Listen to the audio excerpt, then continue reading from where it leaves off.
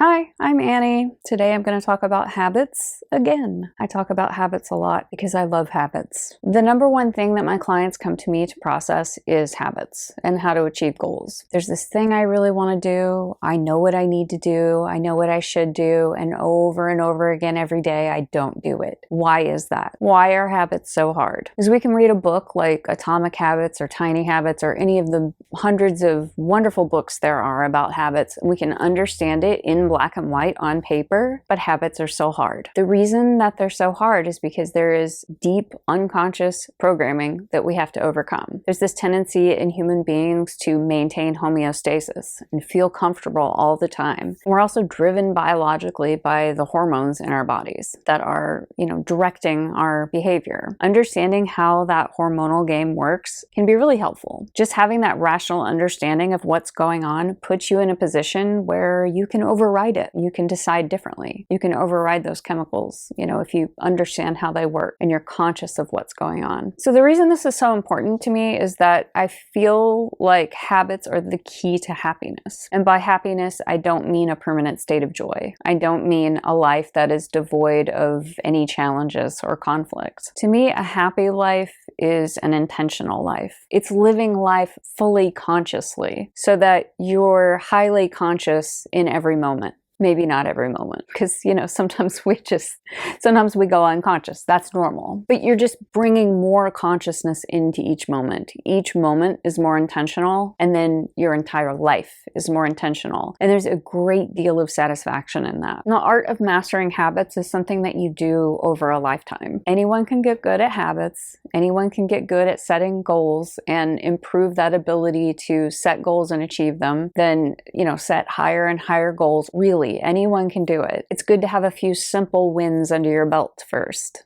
Pick an easy goal and achieve it. And then you get better and better at achieving your goals. I could make 100 videos about habits. It's really simple. You do what you say you're going to do, but yet it's so complex because of this underlying subconscious programming that we all have to overcome. So I could make 100 videos about it, and I might. So I hope that isn't too obnoxious, but I just really geek out on habits. I really think this is the key for a lot of people. But I want to talk about just one thing here today, and that is the importance of tracking habits. Tracking habits is such a powerful tool that helps you look at your routines and behaviors objectively. So I switched to a new habit tracking app recently. It's called Everyday Habit Tracker, and I love it simply because it's super colorful. So seeing all those habits mapped out in these really bright colors is sort of like the adult equivalent of getting a gold star. It's just really pretty to look at. But you can use any method. You could just write down your habits with a pencil and a piece of paper, or use a spreadsheet or whatever. There's a million habit trackers out there. This new habit tracker that I'm using allows you to create like a positive habit, something you want to do more of, or you can create a negative one, something that you want to do less of, a habit that you're trying to break. And it also has this feature where you can do a skip. So if you do the habit, it's filled in solid. If you skip it, it's like filled in as a triangle, like it's only halfway filled in. So you can really see visually, oh, I exercised this day, this day, this day. I skipped that one and then,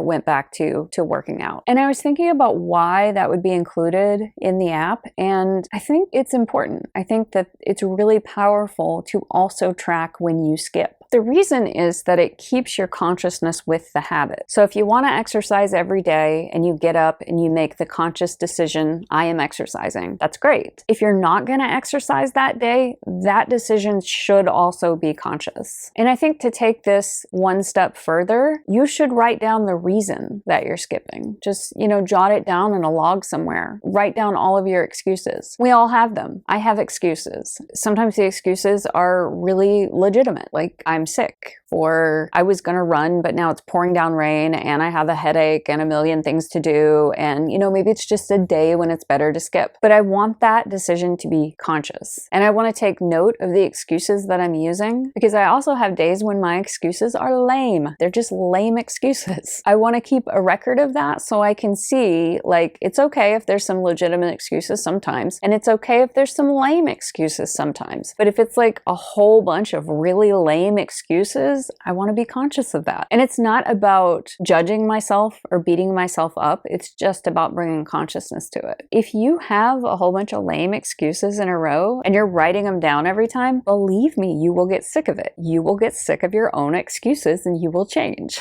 And again, it's not about punishing yourself or hating yourself or thinking you're a loser. It's just being conscious of how many times you're following through, how many times you're making an excuse, and if that is a really good excuse or if it's a lame one. So if you do this for a while, over time you can see some patterns and you just get into the habit of making choices consciously. So I think a lot of growth in so many areas is just realizing your own agency. You get to choose. You make choices and you deal with the consequences. That's what it means to be an adult. When you realize your own agency, it's so empowering. You realize that you are in control of your life. You're making choices in every moment and your life unfolds accordingly. We all go unconscious sometimes and we're all controlled to some degree by our programming. But the more you bring yourself back to consciousness, it just happens more often. And that sounds so simple and so stupid. It sounds like the blaster lesson of,